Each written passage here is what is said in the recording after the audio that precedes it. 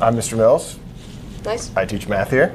That was the first question, actually. There it is. All right. So how long have you been teaching math? Since 2005. Oh, wow. Nice. Thanks. Yeah, I'm young. How long have you been at Oakdale? Since it opened. So Really? that was 2011, 10? I don't know. Yeah, been a bit. All right. What does your morning look like on a typical school day? I start by getting all of my children ready to roll, and my wife does most of all of that, and then I drop one of them off. And then I come through the chaos that is all of y'all's parents dropping off everyone everywhere to be imagined, and I'm here. Right now I have first block planning, so then I get the day together and off we go. Yeah, that was the next question. What do you do during your planning period? Right before this, I was making copies, but Nice. plan, grade, make the copies, send the emails, etc. How do you encourage students to become more involved in learning? Well, luckily I teach math, and all the children love the maths. But demonstrate a enjoyment for it, and hopefully it catches on. Try to make it contagious, but at the same time, it's also not exactly everybody's cup of tea. Yeah. So try to make it accessible and Gotcha. hope for the best. But y'all are humans mostly, so treat you as such. Yeah.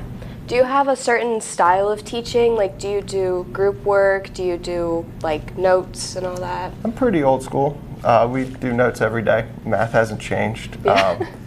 but it's getting everything with the Schoology side and the kind of the modern parts to the old hat is the current. I don't know. It's all working in the new stuff while trying to sift out which parts are useful and which parts aren't, which help the kids and which don't, and then going from there. Yeah, it's a good strategy. Well, maybe. What do you think are your biggest strengths or weaknesses when teaching? I know the material, so that's probably my biggest strength. But again, that hasn't changed, Yeah. and that's not exactly a high bar for a teacher who has been held back in the same course over and over again. But I try to get to know the kids to some degree.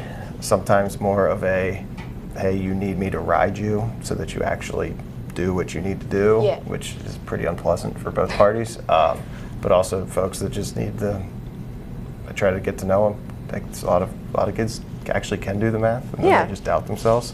But it's hard to do. There's a lot of y'all, and every year's different. So I figure out, kind of take it as that, is every year's every kid, completely different scenario, and have to go from there. A lot of times the same solutions work, but it's a moving target. How do you play to your strengths and weaknesses? Or how do you address your weaknesses when they show up? I'm a creature of habit, so I try to be very repetitive with the way I structure things. That's probably a weakness more than a strength, so maybe that's playing to a weakness. But I don't know that I have a good answer to that. That's all right. So besides the actual subject teachings of math, what else do you want your students to know when they leave your classroom? That you can actually do it, even if it's difficult, even if you're not interested in it, even if it's just a hassle that you have to jump through to graduate. And then on the back end of that, kind of the opposite of the spectrum, it's okay to struggle, and it's okay to get a B. And a B is a good grade. And sometimes we work really hard for our Bs, and that B or C is a better outcome than the class where you really didn't learn anything and you got a 98. Yeah. And how that productive struggle can transcend what you're doing, because not very many of you all actually use math when you're 40. Some of you will. The logic is important, but the actual subject matter doesn't actually carry weight as you move forward. And it's probably true across the board, but there's a lot of the A lot of those are the more important lessons to be learned, in my opinion. Yeah, it's very nice.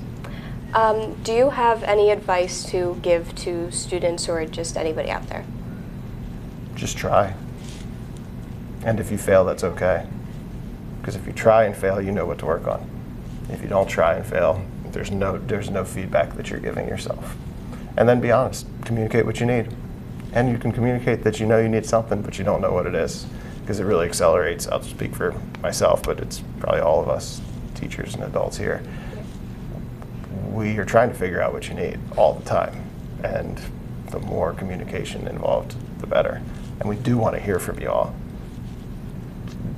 You're still teenagers, so you're going to say it and do things that we're, as old folks, are going to look at you and just shake our head and think, oh my goodness, but that's just kind of where we both come into that conversation, but the results from that conversation are still valuable. Gotcha. So that'd be my 2 cents. Nice. Well, thank you. That's all the questions we have. Right on. Thank you. Yeah.